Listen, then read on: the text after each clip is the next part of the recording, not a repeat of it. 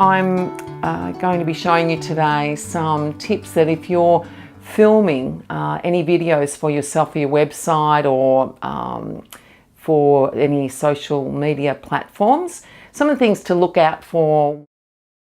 So things like if there's any redness on the face, if you have any conditions like maybe rosacea, or maybe you've got some pimples that have shown up, or you've got some high colour, if you have dark circles under the eyes, if you have maybe a very oily skin, a shiny skin, you'll find that these are some of the things that that you might want to have a look at so before you have any filming done. So I'm going to take you through some of those steps today. And so there's a couple of little things happening here for Lucy at the moment. So what I'm going to be doing is showing you how to cover these things up. So in the makeup world, we talk about that being priming, concealing, and so we're going to, there's a number of things that you can do. So one is to apply a concealer to cover up the redness. Now, in the range that I'm aligned with Nutrimetics, there is a product that we have which is called Corrector Mint,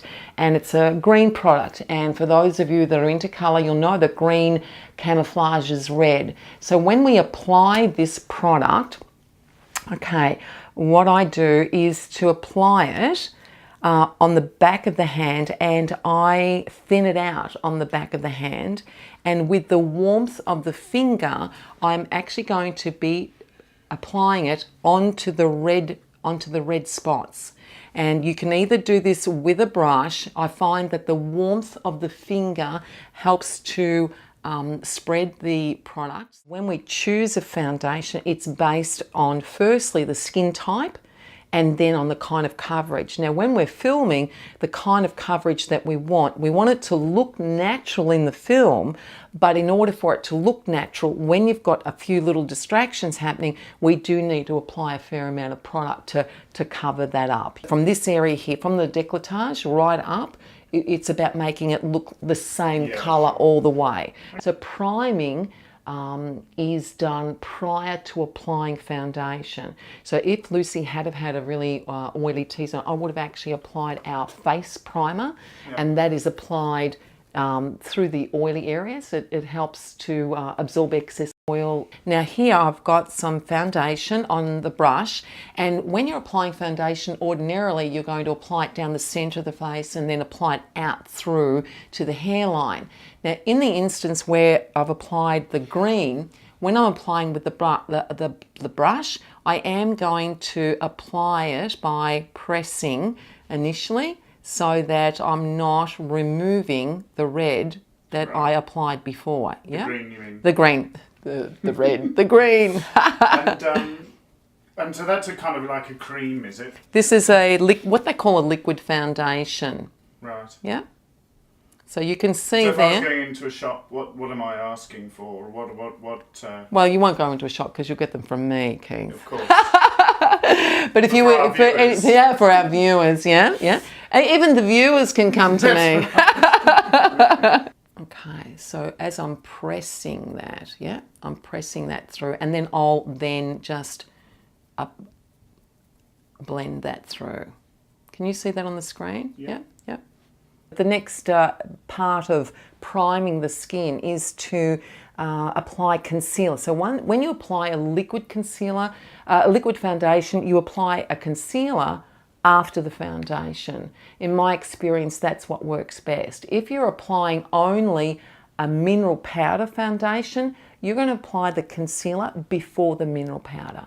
I've chosen the light colour in the concealer, given that Lucy's complexion is quite light, so I'm just going to apply a little bit of that. So I've applied the concealer onto a spatula, so that you're not applying the product, as I mentioned before, directly from the cylinder onto the skin. You won't apply too much product doing that way. So I'm thinning it out here on the back and then applying it. So I'll get you to look up in the air for me.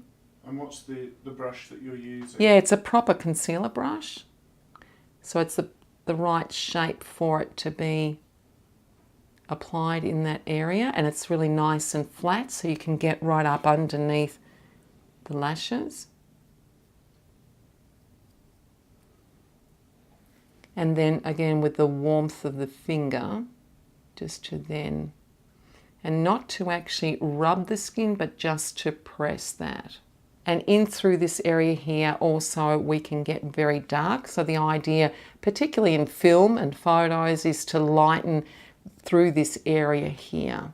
So when the eye is deep set, to bring it forward, you know, that illusion of bringing the colour forward is about light colours bring forward, dark colours set back, yeah? Okay. What we do at this point is to outline the face. And what I mean by that is by outlining the eyebrow, outlining the eye, and outlining the lip.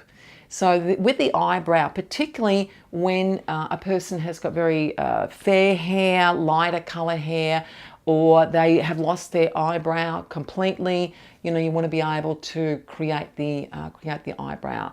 So and to strengthen up the eyebrow. Let me just brush them into place. Let me just see. It has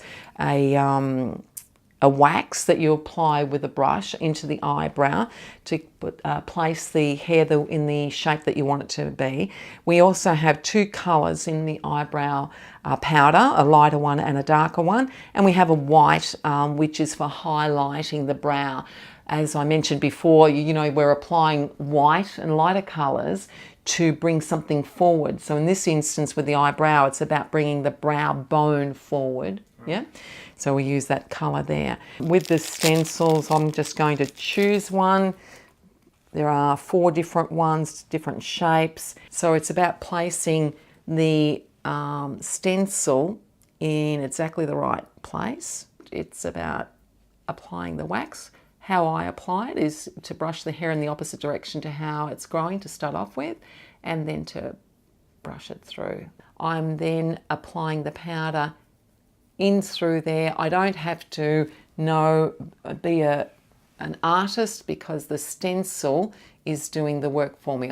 So I'm now applying a nude lip pencil at this point to give a seal of wax around the edge of the lip, and you'll start to see the frame of the lip showing up now.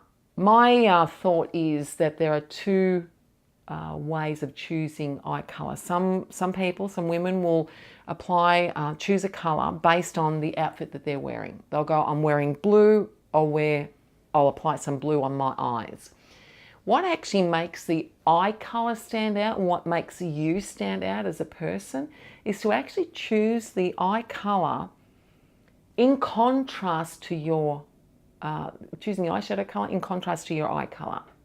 And what I mean by that is that when you're looking at a colour wheel, when a person has a blue eye, the more blue the eye is, the more copper the eyeshadow is. And that makes what they say, makes the eye pop. It makes the eye stand out, not the outfit, so to speak. Right. So Lucy, what colour eye have you got? You've got a blue eye, yeah? So we're actually going to apply a mahogany, a brown coloured eye pencil. It won't even look like it's brown, but what will happen is that it will make the white of the eye whiter and make her blue eye actually sit forward.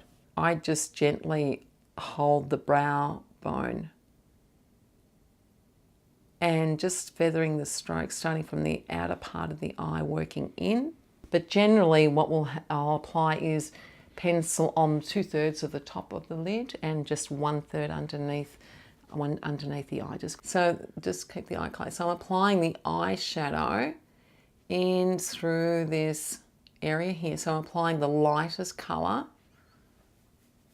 And then, as we said, Lucy has a blue eye, so I'm going to apply some copper. So it's more of a copper colour. Yeah, just applying the darker colour on the outer part of the eye. There is the mineral powder. I've used the largest of the brushes in grabbing some product from our palette to start from the neckline going up and rolling it onto the face. So the mineral powder is giving an even finish. It's actually setting the makeup, setting the foundation. It actually assists in the foundation staying on pretty much all day. I'm just now going to apply our mascara.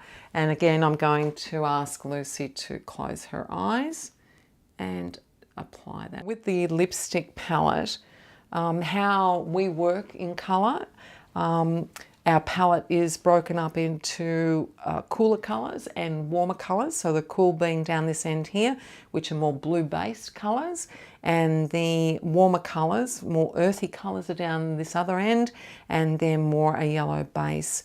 So the colour I've chosen for Lucy is a colour called Walnut. It's a brand new colour that we've just brought out, and it's a neutral colour. So I'm applying it with a lip brush, applying a touch of blush on Lucy, and I'm applying it on the ball of her cheek to start with. And I am going to grab my mineral powder brush.